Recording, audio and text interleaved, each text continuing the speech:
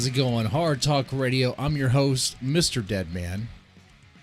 And tonight, we have a pretty good episode. It's framed around fear and women. It's like, what am I doing here? Is this a bit here? I mean, these are two things that are pretty essential in horror. I mean, just about every other horror movie has a woman in peril. And I get it. I get it. You want me to feel worried for her. You want me to feel her fear about what's about to happen. But just about every single horror movie, you have these women running up the goddamn stairs. How am I supposed to feel fear when that happens? Come on. I mean, I can't, but there's truth to it. Look, tonight, our guest here is Christina Bergling. It's Bergling, right? Yep. All right. Look at that. I said a guest name right. I guess I get a medal. All right. Now, I always start off with one question here. And by the way, tonight there is going to be a horror trivia towards the end of the show. All right. But with that said, Christina, I always start off with one question here. Who are you and what do you do? I'm Christina, and I'm a horror author. Oh, a horror author. That's it? Yes. no Pretty much. Okay. No elaborate story. Simple. No elaborate story? That works, though. That works. I noticed that the stream's a little choppy. I don't know what's going on with that, but don't worry. We are good. We're good. Okay. Well, how did you get started as a horror author? I actually started writing when I was in 4th grade, and it was all about Halloween. And then I got older, and it got darker. So I've been writing horror since I was 8. Oh, wow. Since you're 8. Yeah. So I basically just came out like this. So I have to ask, if you start at 8, I mean, like, why? Is there a story to that? I mean, the cliche is that something happened in our childhoods for us to write this demented, horrible stuff. Isn't that the trope there? Yeah, Christina, you would did think something so. happen in your You would childhood? think there'd be like some trauma, but no, I had really, really vivid nightmares as a kid. Oh, wow. So that's just how I got them out of my head, was to write them down. Okay, that makes sense. Okay. Now, what was what drove you towards horror, though? I mean, what was it that really drives you towards it? I'm not sure what the initial attraction was. I just always liked what was scary. It was exciting. It was fun to be scared, but know that I was going to be okay at the end of it. Gonna be okay. Because, it's safe to be scared for 2 hours or the duration of a book, and then it's over, or that it's happening to someone else or not me. So it was fun to play in that genre. And then as I got older, I'm like an all in or all out person. So it became all in. That's cool. You went all in there. And you're right. I mean, I do like that element of horror. I think a lot of people do, where it gets to play on your fears, right? It gets to show you what you're afraid of. Really push the envelope there. But also with the comfort of knowing that, hey, that ride is going to end. You'll be fine. You'll be safe. Right. You go through the haunted house and you know you're going to get startled and you're going to get scared, but you also know you get to go in your car and you go home. That's right. I mean, what is it about horror and fear? I mean, just the way it just utilizes it, just makes you face your fears. I think it's just that primal sort of adrenaline rush that we're just accustomed to having. And now that we're a little more removed from it in our everyday lives, we still want it, but need an outlet for it. Right. That makes sense. I mean, it makes me wonder if there was, like, maybe even before, like, horror movies and before books, if we as a species would be entertained just by facing. Oh, I guess we were like back even in the Roman times of the Colosseum. Well, that was more entertainment, but you got to see the lions. You got to see the lions and the beasts attack. You got to watch other people get murdered. Right. I mean, that was real stuff. Oh, shit. It was a little more, up close and personal graphic, but the Yes. same sort of thing. Yes. And it costs a little bit of real blood there, you know. Now, let's talk about your recent book. What's going on with that? Recent book, which one? Well, which one would that be? Well, I have one that went under contract during the pandemic. Okay. And then prior to that was my collaboration with Kevin Kennedy. Okay. Which was apocalyptic, if I can talk, monsters. Apocalyptic monsters. There it is. Apocalyptic monsters. All right. That's nice. Sounds pretty cool. Yeah, and we alternated chapters, writing different perspectives. Oh, that must have been kind of tough, right? Yeah, so I wrote the humans and he wrote the monsters, and we just tagged back and forth. Okay. I mean, was there ever a time where he was like, "No, like the way that human reacted with that's no good. You got to change this." Or was he ever like that? It actually went way smoother than I expected, because I expected a lot of that creative headbutting, but Right. it was, "Hey, I think you should change it," and every time it was, "Okay," and it went very smoothly. We started working on a sequel, so maybe that's when it's gonna all fall apart, but it hasn't yet. We're gonna see about that. You gotta see what happens. I mean, depending on what the feedback is like, right? I mean, are people asking for a sequel? Yeah, and for the sequel, we switched, so now he's writing the humans and I'm writing the monsters, so Oh, sweet. That's cool. we're gonna see how that goes. That's cool. Now, I mean, how that works, though. I mean, so I take it you guys have like probably had some sort of rapport before going into this project. Yeah, I've been in a lot of his anthologies. He does a lot of the collected holiday sort of anthologies, like Halloween, Christmas, Easter. Okay, and those themed anthologies are pretty fun, like the Christmas one, the Easter ones. It's really cool when you see like horror publishers do that sort of thing. Even Dead Man's Tome, did that sort of thing, and that can be kind of fun for a while, So you work together, you had that experience there. Okay, cool. It kind of explains how you guys don't really bash heads like that. You kind of work well together. All right. Now, Yeah, I don't think you could be, like, I think if it was one person's fully formed idea, it really wouldn't have gone that well, but we kind of came together on this pseudo idea and ran with it, so no one had something solid in mind that they were married to. So it wasn't, "Oh, you've deviated from my plan. Get back on my plan." See, So I think that helped a lot. see, now I wonder if you were the one that was like, "Wait a second, the way that detail was, you might want to tweak that. You might want to change that." Is that how it really was? Were you the mastermind behind it? My comments were very subtle. That's how it usually is. That's how my wife's comments usually are. Very subtle, very subtle. Okay. All right. So if someone's new to Christina's work, where should they start? Well, I'm kind of all over the place, so it really depends on your flavor. So, Depends on your 'cause flavor. Okay. I have some post-apocalyptic with screechers and with savages. Then I have some very, very twisted with the waning. That's the one that people either absolutely hate or really like.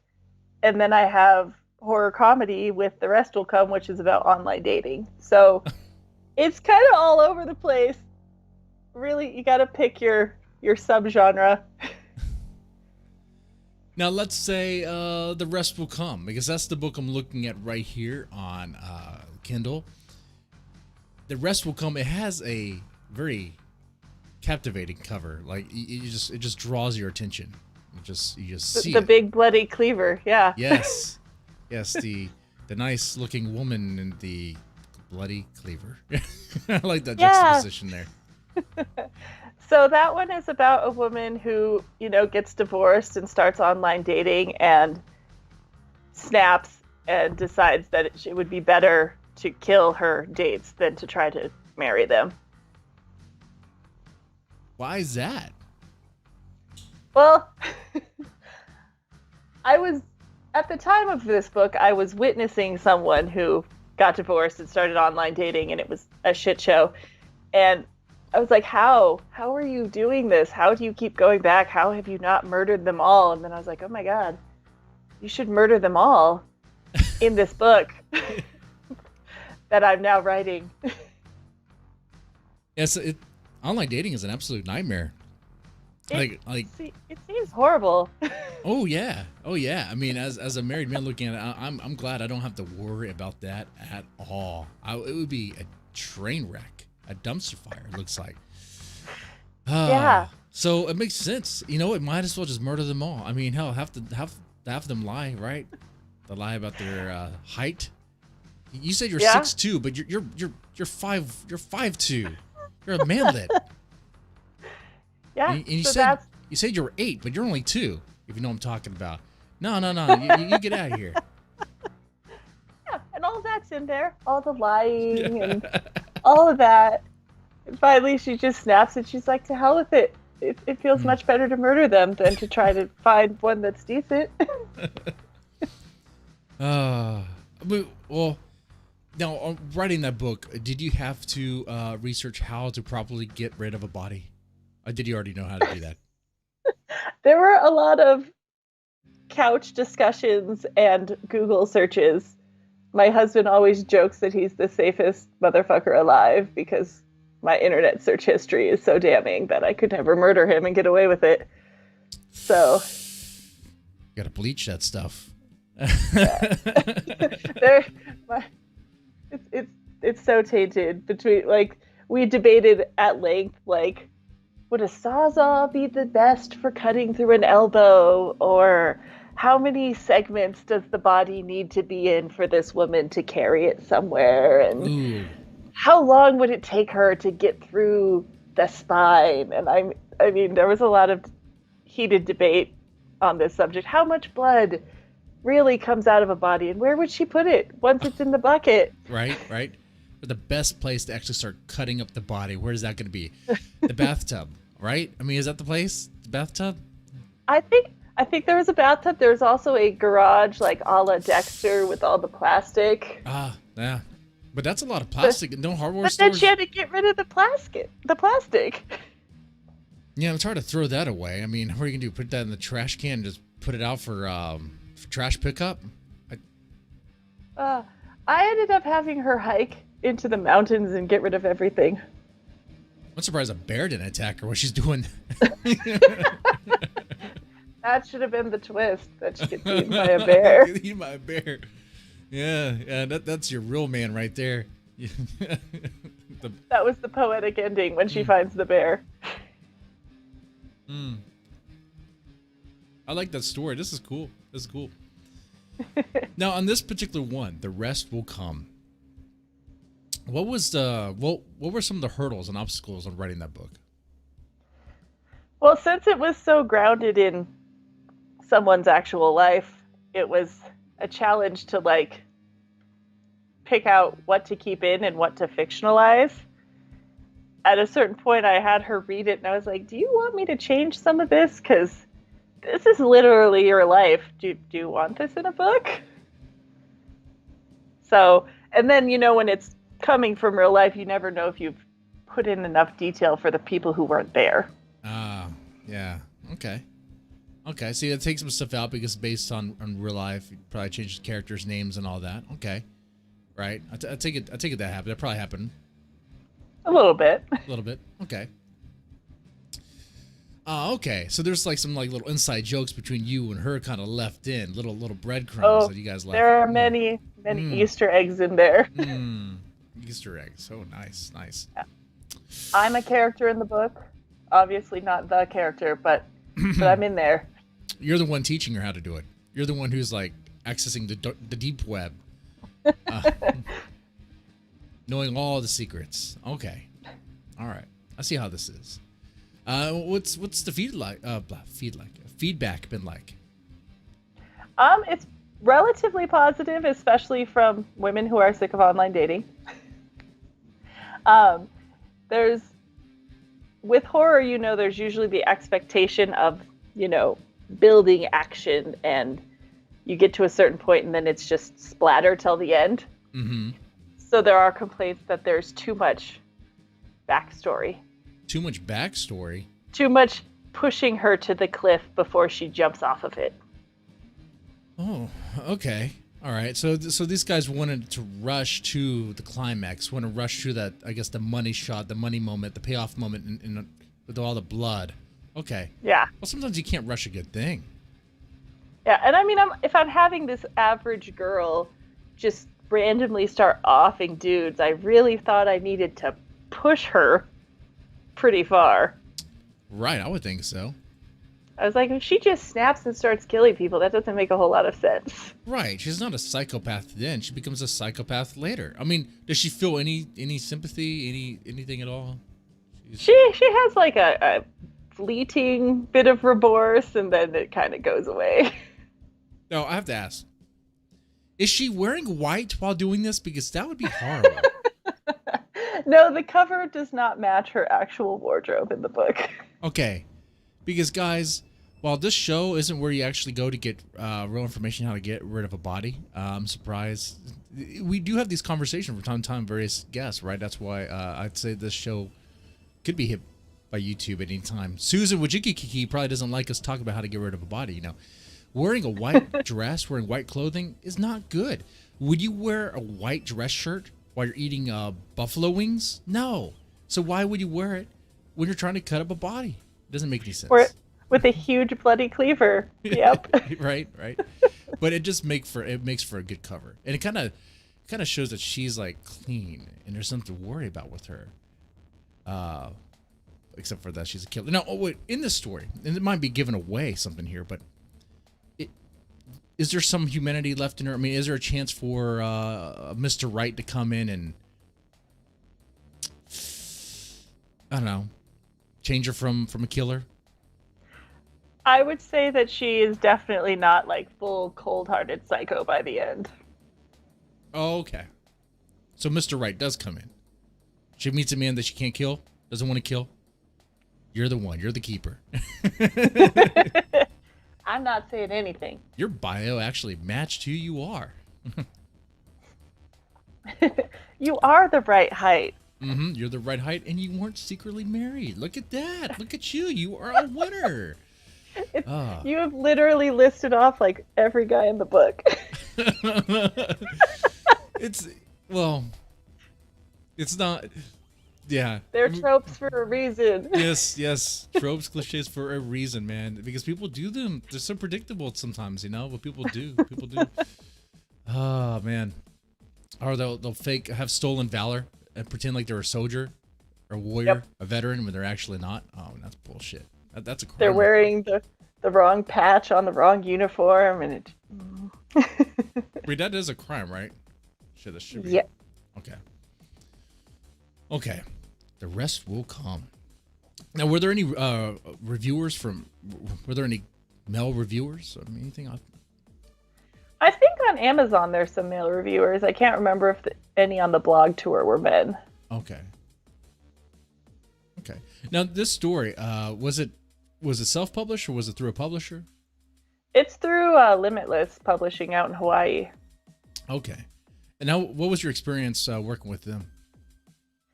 They are very, very professional. Like, their process is, you can tell that it's exactly the same every single time.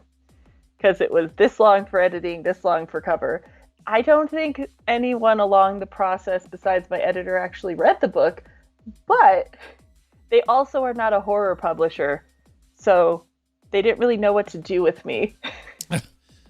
Okay. I think they kind of thought they bought a romance, and then they were like, shit, this is not a romance. What do we do with it? Did they not read it before they bought it? I don't know. Well, it wasn't a romance book because it didn't have the signature font, the cursive. like, you put a bloody cleaver on the front. Someone read the book. Yeah, yeah.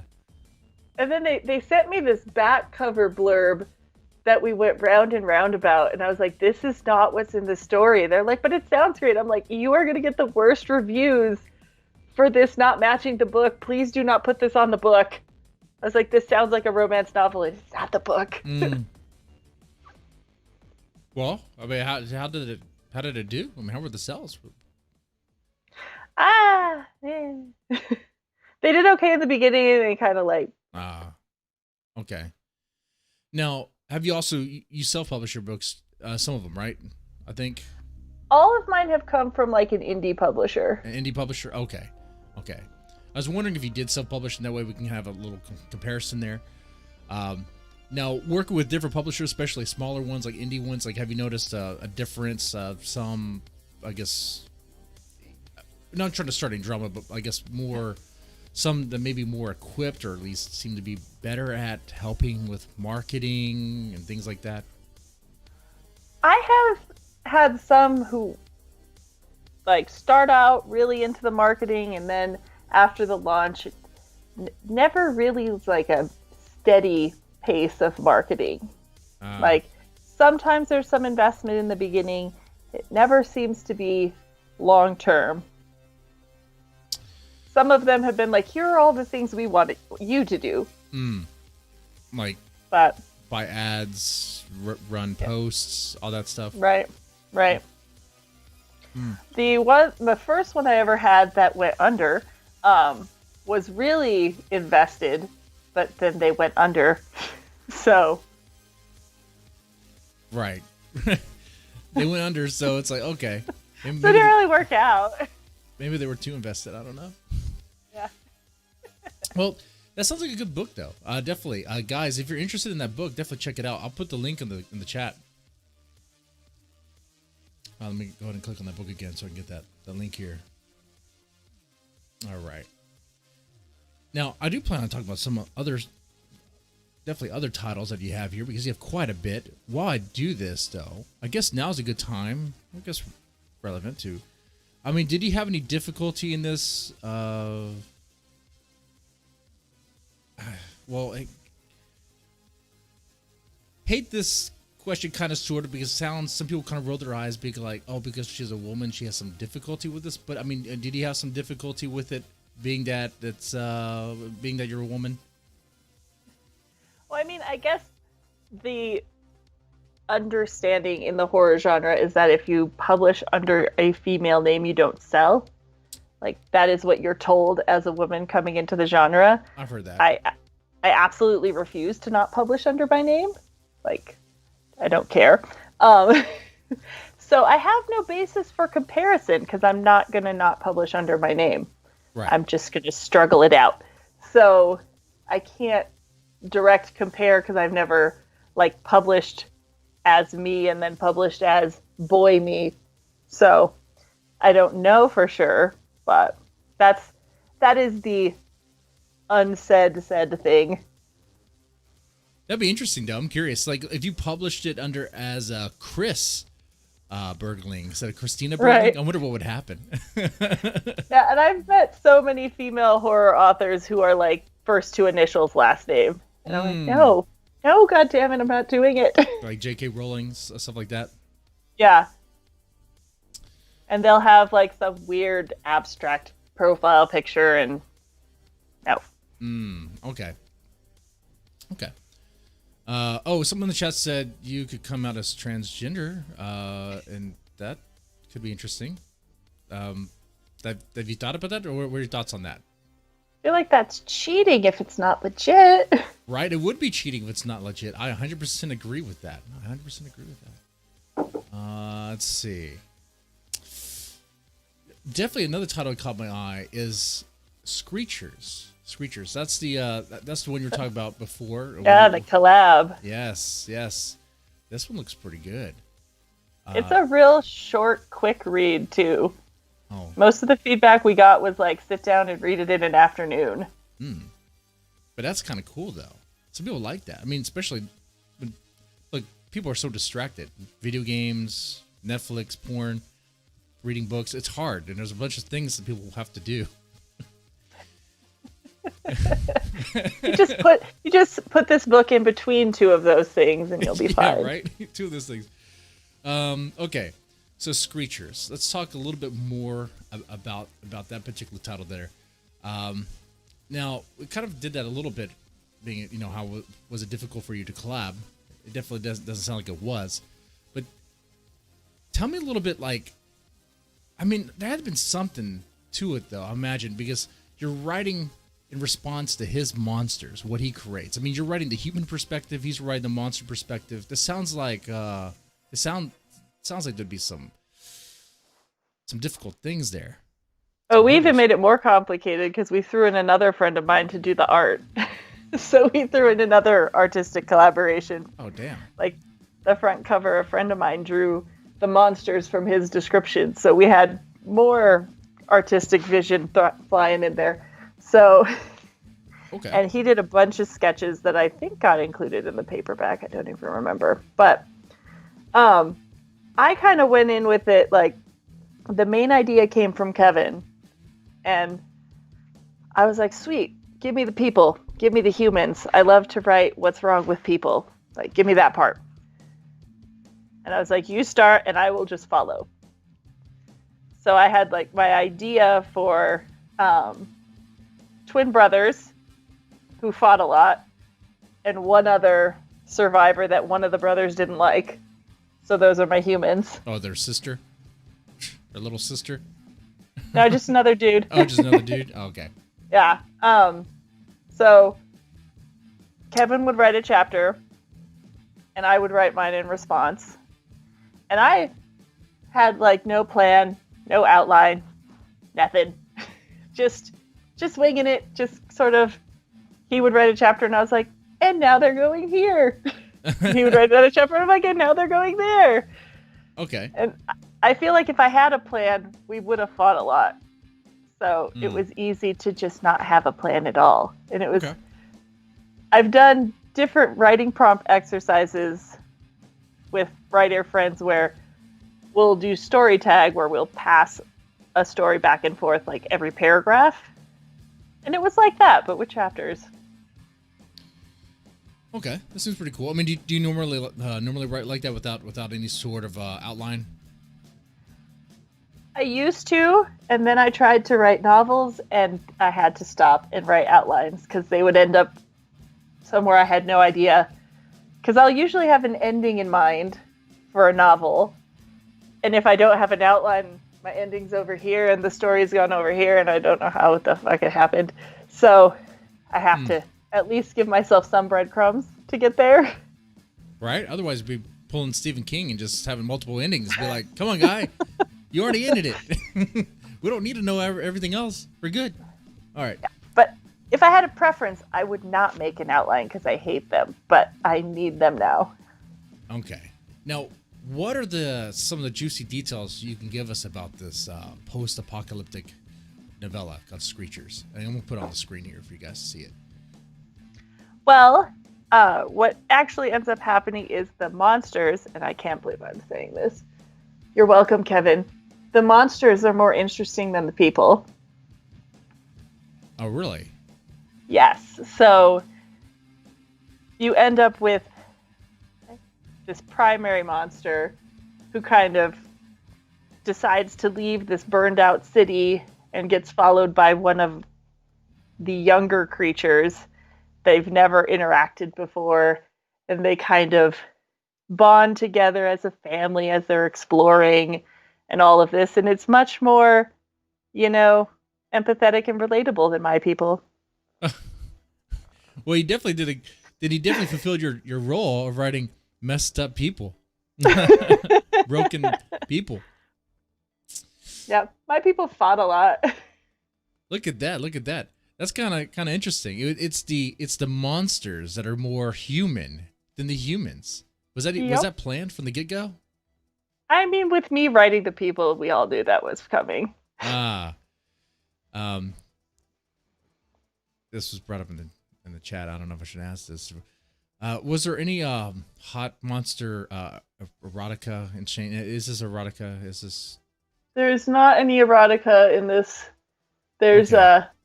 there's no viable partners alive in this apocalypse. Well, it doesn't mean that they won't try. I've seen what happens when I have two dude cats. They end up trying. It did not happen in this short novel. Okay. Okay. But I do like that the monsters are more empathetic or more human-like. I guess that's nice. That's nice. Mom's revealing in the chat. He said I was just joking. I know, but you got to be careful. If you ask something, I might ask it. You bring it up, looks like a question, I might ask it. I told Christina in the beginning, this is a very chill, relaxed show. Like it's all live too. I'll ask just about anything. Okay, it's about having fun, having a good time. Okay. Yeah. Did we talk about why the world is ending in Screechers?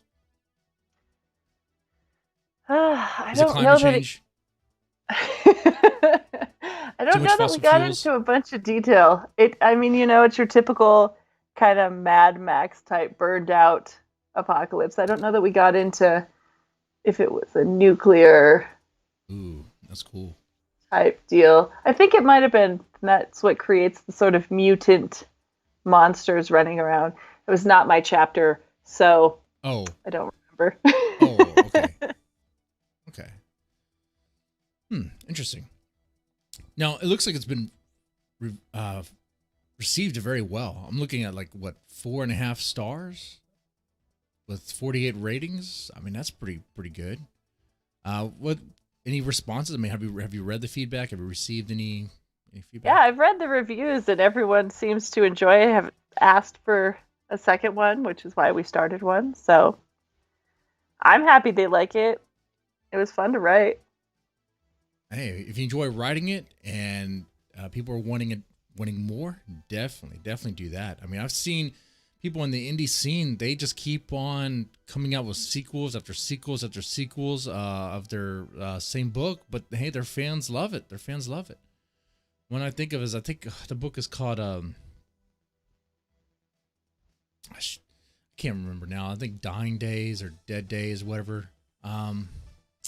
Anyway, it doesn't matter. But it was up to number 8. The guy had 8 or 9 in the series. Man, that series is really running, huh? But he loves doing it. Okay. Now, what was the most difficult book for you to write? Most challenging story you had to write? It was probably The Waning, because that one The Waning. The Waning. Okay.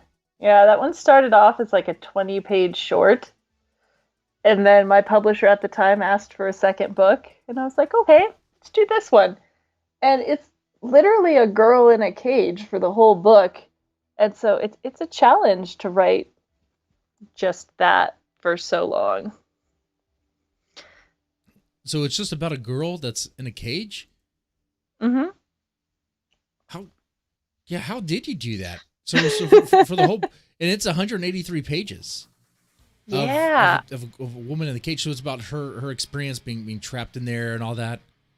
I mean, she's being held there, and so it's kind of about her descent into Stockholm syndrome, but most of the time she's just in the cage. So it was a challenge to have enough going on inside of her head to fill an entire plot.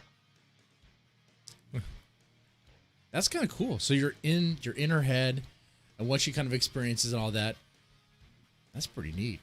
I mean, now I wonder, this is the story that must have challenged you as far as what she goes through, the sort of torture and torment and all that.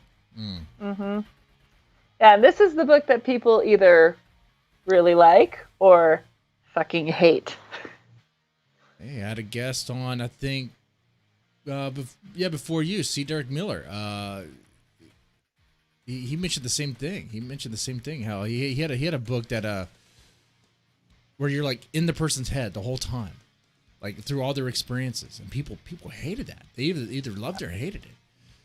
Because you're in their head, all their thoughts and everything. I mean, because it's Stockholm syndrome. So I'm guessing there's a part in the book where she actually starts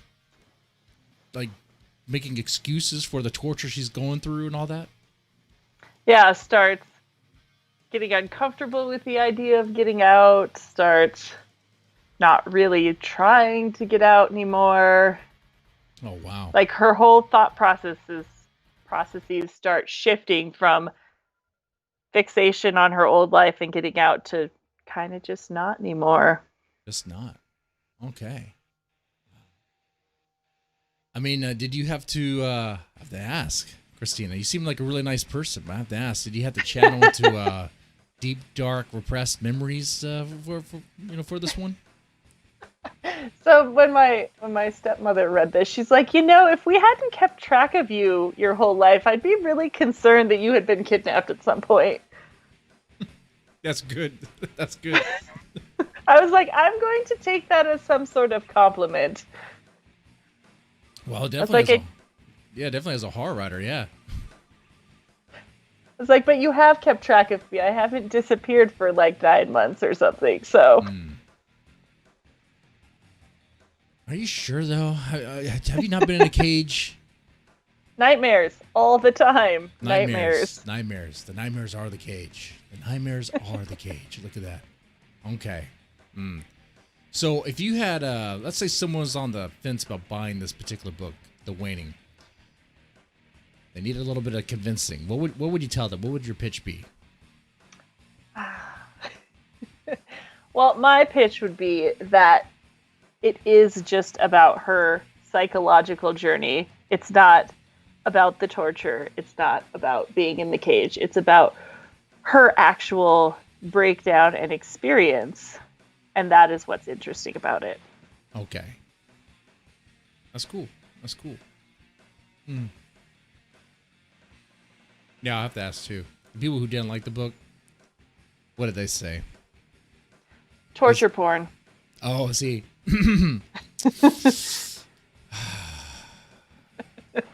Was this coming from men or was it coming from women? Both. Both?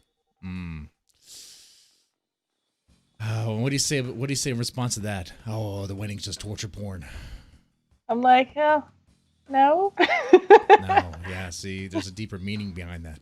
You know. It's like it's not that many scenes of torture. So when I sent this book around to different beta readers, I would get, "This is torture porn. What the fuck is wrong with you?" And then I would get, I kind of think there needs to be more torture. And I'm like, what the fuck do you guys want?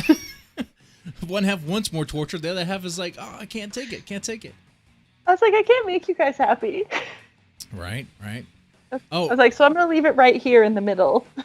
And I'm kind of curious here, too. Someone in the chat said, why do people assume you have to have trauma for women to write scary stuff? It's ridiculous. Oh, no. That assumption is equally applied to everyone. That's the assumption as horror writers, is that there's some sort of trauma, something. And I kind of asked it also kind of like a joke, knowing that it's a cliche. It's all. Anyway. Now, what is something that grinds your gears as far as either publishing, writing, or horror? I hate advertising. Advertising? And marketing. Man. I hate it so much. I realize it's necessary, but I would love to have like a person for that. Right? That'd be great. Preferably like a person who did it for free. But I'd like a person who did that because I hate it so much. I mean, do you ever get hit up by those people who say for like $20 or for $40? Yes, all the time. I'll help market your book. You ever take that? You ever take the bait? I have not yet.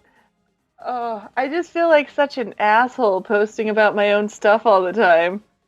Oh, don't we all though? I mean, that's what we kind of have to do. Because here's what happens: you spend the $20 or $40, and what they end up doing is the same thing you would have done. Put a bunch of posts in various Facebook groups, probably a group that she or that person has. I'm talking about a particular person in mind. But no, they come to you to be like, for $20, I'll help sell your book. It's like, okay.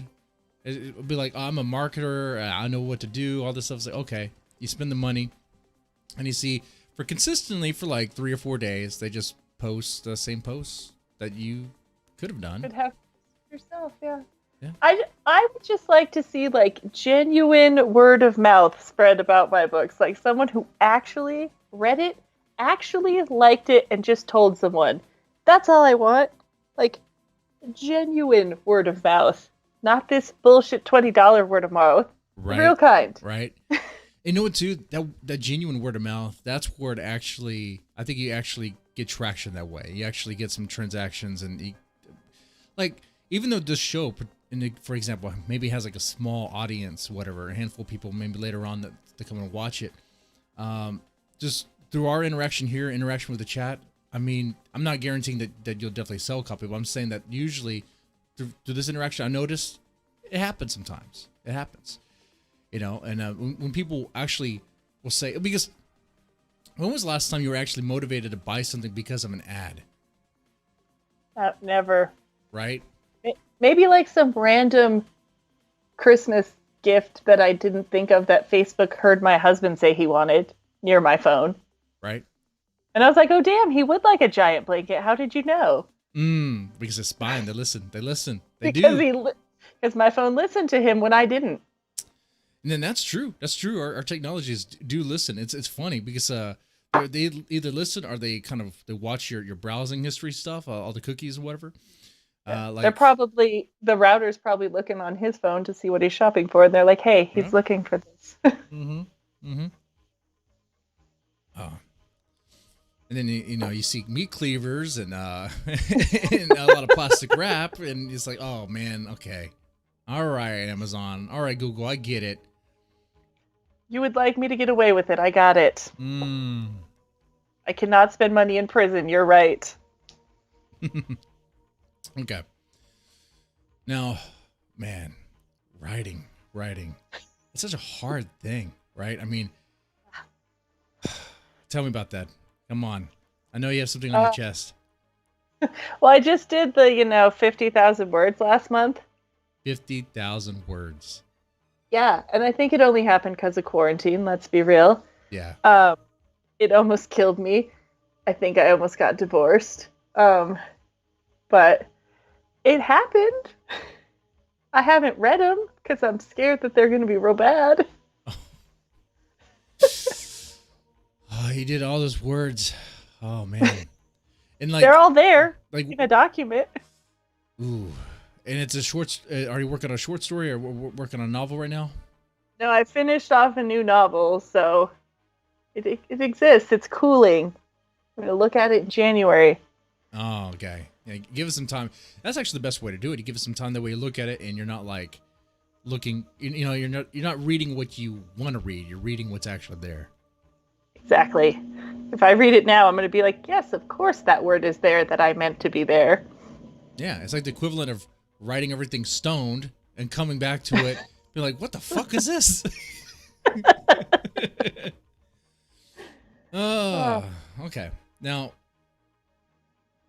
one thing I hear sometimes is that, like, when it comes to writing, it's like, especially with the horror genre, it's a lot of work to put in, a lot of words to put down, and just little payoff. How do you feel about that? Yeah. I would agree. I mean, ultimately, I'm going to write either way. Like, whether it goes anywhere or not, I'm still going to write either way. But getting it to the point of being published and getting out there, that extra work, it's a lot to not see it go very far. Yeah. I mean, that's a thing that's shared with a lot of writers, a lot of horror writers. It's because it is a lot of work. It's a lot of work to put in your story or your novella or novel. And you see it just sort of, I don't know, collect dust or stuck in floats tar. Out there, just sits there. And with your experience so far, I mean, do you have any advice or anything you could say really about that? Well, I had one publisher make one of mine into an audiobook, which I thought was really exciting, because then I could listen to my own book. And I could then offer something to all of those asshole friends of mine who are like, "Oh, I'd love to support you, but I don't read." I'm like, "Oh, now you do because I have an audiobook." Yeah. So it was nice to be able to offer another format. Well, that's how a lot of So people read now anyway. When people say they're reading, they're not really reading. They're listening. that's how I read, so I can't even be that judgy. So Oh, yeah. I'm not even being judgy when I say it. It's just, it is what it is. yeah, I listen to books in the car and walking the dog. Multitasking. Because when I'm not doing anything, I'm writing, not reading. It makes it so easy. Like when you're driving the car, like people who have a lot of, they drive a lot, spend a lot of time on the road. Audiobooks, great. Audiobooks, podcast, music, good stuff. So if you have your book in an audio format, that's even better. Diversify. Diversify. There you go. There you go. Now, let's shift gears here for a little bit. Let's talk about women in horror. And we could talk about, women in books, or horror movies. How do you feel about women in horror right now? I think that the genre is getting a lot more interesting, especially as far as movies. Like some of the new stuff that's been coming out has been different than, the cliches we talked about at the beginning where, they run up the stairs and then they get murdered. And I love my cheesy B movies. I love my cliche. I love before we went live, I was talking about, what was it, slumber party, slumber massacre, Party. whatever, sleepover massacre, whatever the hell the movie was called. Like that stuff. That's like, I know it's cheesy. Even the people who made it know it's cheesy. I mean, there's no way they didn't know it was cheesy. The guy had he had a drill on his guitar. Come on now. Come on. But that's what you watch it for. Right. You don't watch it for like a compelling story. Right. But I mean, like I think Ripley, Alien. Yeah. Ooh, good female lead right there. Ooh, awesome. Have you seen You're Next? You're Next. Yeah. Ooh, I don't think I have. No. That one's a good female final girl. It's kind of a home invasion, and she does sort of adult Home Alone to stay alive. Okay. That's cool. I like that. Yeah, so and then I saw at Telluride Horror Show a couple years ago, have you seen the movie Cam? Is that the one about the cam girl? Yeah. Okay. That one, yeah. The filmmaker was there, and she told us the whole backstory about her time as a cam girl. It was fascinating how much of her actual life is in that movie. Oh, wow. But just something so totally different from all the other typical stories. Right. And that's good. Like, we got to see him changed up a bit. I mean, the sort of slasher like Jason, Michael Myers, or whatever, chasing, that stuff's been kind of played up. It's definitely been played up in the 80s. And as much as I like that stuff, it's good to see it changed up. I mean, you could say Alien did it when it's kind of being chased by something, but it was in space. It was right. in a tight corridor. Very very personal. It was just her and the xenomorph. That was it. After everyone else died. They died pretty early. Yeah. Then what about female horror authors? I don't actually know of a whole lot. Like, I come in contact with a few. I've been in a few different anthologies with some good ones. Oh, yeah. I mean, I see them too on Facebook and on my feed.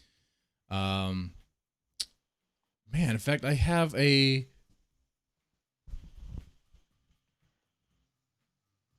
Oh, there's Morgan. She comes to mind. And then, of course, there's classics like, Mary Shelley. I mean, she created Frankenstein, you know? You got your Anne Rice. Yeah, you got them. I'm sure there's a bunch of initial authors who are probably really women. Probably too. who I have no idea. Mm-hmm. Probably been in anthologies with him, don't even know. Now, do you feel like the genre is, I guess, like better now as far as that goes? I think the representation is starting to balance a little bit. Okay. I mean, at least from my perspective. Yeah. I mean, I could see that. I mean, I mean, like I said, I mean, I see a bunch of female authors, definitely on Twitter and Facebook, and they're very busy. And some have been on this show. We had a Candace, I can't recall her last name, but she's in my Discord. She was on the show. Great, So yeah, I mean, I see it. I see it. Now, do you have a favorite horror movie? I think my favorite's probably Silence of the Lambs. Silence of the Lambs, and it had a pretty damn good female lead too. Silence of the Lambs, that was good. That was I think that was the movie that started off the thriller category because it wasn't really horror. Yeah, it's on that line, but I'm counting it. Yeah, I heard different reasons why they called it a thriller instead of a horror, because horror has that stigma. And and I mean, I love the book as well. So, but it's Anthony Hopkins as Hannibal Lecter. Right. Good stuff. Let's see, someone in the chat asked, what was it? Oh, have you seen Ready or Not? Yes, I have. I enjoyed that one. Did? Yeah. It's not bad. It's pretty good. Pretty good stuff. Let's see. Patrick O'Flanagan asked a question before we even started. It was a super chat. I don't want to be one of the streamers that reads super chats. I rarely get any. But it had to do with Warhammer. If I'm a Warhammer fan, do you know what Warhammer is? No. Nope. You've probably seen it before. I don't know. It is pretty nerdy, but it's like these space marines that they're decked out in this really badass looking armor, like thick looking, they're like designed for like medieval armor, I guess, but like they're super thick plate mail. Great imagery, looks really cool, but I've never played Warhammer, like the actual like tabletop game. I've just played like the PC game. I think it was like an RTS back a long time ago. But I like the imagery. It's cool. It's pretty ruthless, man. It's pretty ruthless. Let's see. I guess we have time for some hard trivia. How do you feel about that? Let's do this. Let's do that. Okay. I usually choke terribly, so. Oh yeah.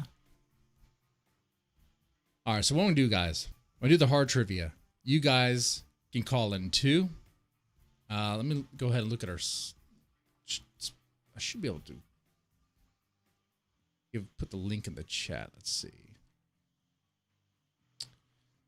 Skype is funny. It's not letting me throw in the link for our conversation here. Sometimes it lets me, sometimes it doesn't. You know what? I started off wrong. That's why. No problem. Because there's actually a phone number that people call into, and it goes to the Skype. Here's the call-in number. Bam, right there. That's the call-in number, guys. If you want to do this, you could win money. Let's see. The way I'll do this is each correct card, each card you get, Christina, or the callers that come in, you get $2 for, okay? Okay. All right. But each card has 2 questions. So you have to get 2 questions right on that card for you to get it. All right? Okay.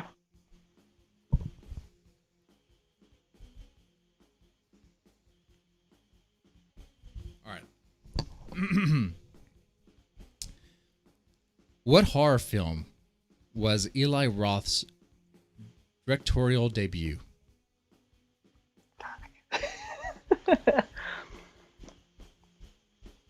I don't know. You don't.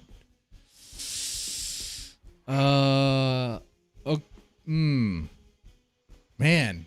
Okay. Is it Hostel? Oh, that's one of his films, but that's not his first one. I think that came after this one. Shit. Do you have the live stream up? You have the chat up? No, let me Oh, pull you it don't. up. The chat can't help you now, can they? The No! I'm just gonna have to struggle. chat. I don't even have my phone in this room to cheat. Okay. It was Cabin Fever. Cabin Fever. Oh, was his first that one. movie fucking traumatized me too. Cabin Fever. Yes. When she shaved off her leg. Oh. Oh. Oh.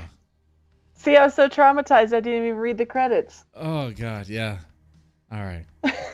That's okay though. That's okay. You know what? I'll just do it where if you get the card right, either one of these questions, you win. Come on, you have a chance. Here you go. Pity rules. You got to get this one right. Maybe. This is gonna be tough. Okay, let me get you a new card. Let's just redo this card. Okay, because this is gonna be tough for you. I mean, I'm guessing. What was the name of the half fly, half human monstrosity in the remake of The Fly? I have no fucking I don't know. I could be like, hey, $20, guys. Can you get this stuff right? All right. I'll give you one more stab. Okay.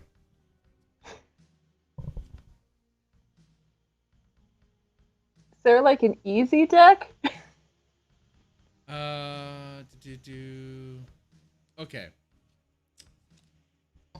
Here we go. You got this. This film, written by Quentin Tarantino about a gang of vampires and a bar, was also made into a TV series. I know this one from Dusk Till Dawn. Of course, yes. Hey. There you go. Got one question right. And what does the gang of killers wear for disguises in the 2011 movie You're Next? Oh, they wear the wildlife masks. Yeah, the bunnies animal and mask. Boom, you got this animals. right. Look at this. See, that's $2 going to you. I just brought up that movie. I know, exactly. See? That's easy. All right. So look, guys, come on. They make money. The money that Patrick was so generous. Thank you, Patrick. All right. Let's go. You want 2 more cards? 2 more cards.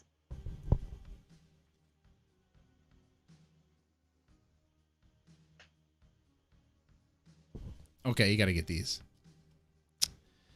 All right. The 2016 film, or what 2016 film is about a deaf writer who gets stalked by a masked killer in an isolated house in the woods? Hush. Yes. I think that killer was so stupid. I mean, I get what they're trying to do with that movie. I get it. People want like more inclusive horror movies, so they want like, I guess they want to see a deaf chick survive. If he had just killed her right then, there would be no movie. But, you know, what actor plays the character Jim Halsey in the 1986 road movie The Hitcher? I don't know that one. It's C. Thomas Howell. Well, I changed it to where you get one answer right and you get the card, so you got $4. You got $4. Woohoo! I think did the stream freeze? I think it did. Let me see. It did a little bit. I don't know why it's struggling. All right, one more card. Here we go.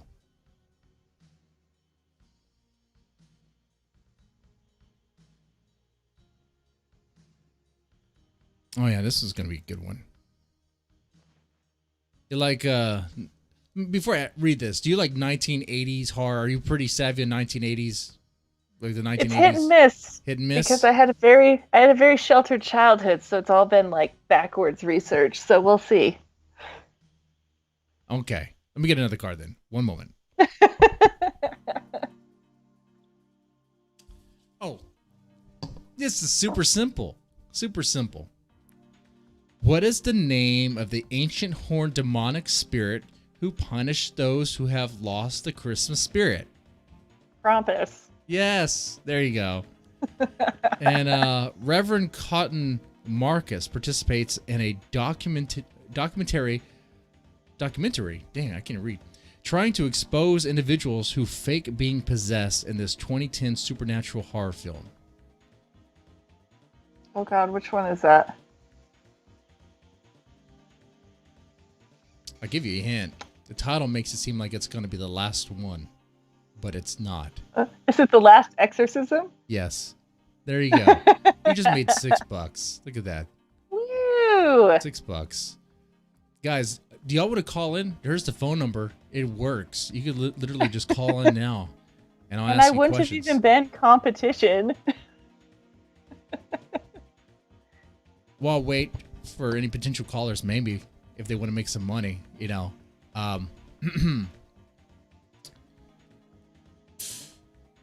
Let's see. Right now, you have the sequel to Screechers coming out. They're working on that. And any other short stories or novellas that you're working on in the moment? Nope. I have a novel that's coming out from Crystal Lake Publishing in the next year. So, and then I have the one I just finished that's going to need to go somewhere whenever I edit it. Okay. That's cool. That's cool. Gotta look forward to that. So, and what's the name of the novel from Crystal Lake? Followers. Followers? Okay. All right. Man, looks like we're not going to get any callers here. I don't know. And can you tell us a little bit about Followers? It is kind of related to The Rest Will Come, whereas The Rest Will Come was about online dating. This one's about internet stalkers. Oh, nice. Have you had to deal with internet stalkers? Lightly, but not anything scary. Nicholas Passion? Do you know who that is? Mm-hmm. You do? Not that level, no. Oh, you know who he is, though? Mm-hmm. Oh, okay. Yeah, he called me out of the blue one time. Odd. Right? That's back when I was an amateur and had my personal phone number and my personal Facebook. Guys, that thing's been nuked. Yeah, he called me out of the blue. I was watching, I think, with The Siege or something. The movie that pretty much was the movie that Dread 3D pretty much copied and pasted from. I was watching that, and he just called me out of the blue, and he wanted me to do something or something. I don't know. It's a weird guy, interesting guy. Anyway, kind of a creep too. This is being said from a guy who looks like a creep right now with this hood and shades. Got the meth dealer look going on. But no other. All right, guys. Oh, Mom's ravioli. No thanks, Agent Deadman. You ain't getting my number. I'm not gonna report you guys. I'm not being watched by the feds. We just literally talked about how to get rid of a body. That wasn't fake. That was an operation. By the way, Christina, I just want you to know that this whole conversation is being fed to the feds right now. And the knock you get, the next knock, that's not the pizza man, all right? What, they watch the internet? So, if they watched me, I'd actually have more viewers. So. You're like, hi, Tom. How you doing tonight? Right. Oh, man. Okay. All right, guys. I think this was a really fun show. I definitely enjoyed this. Christina, thank you so much for coming on and talking to us about what you're working on. I definitely enjoyed talking about your books and definitely talk about horror and women horror and all that. And definitely fear. We did a little bit of that.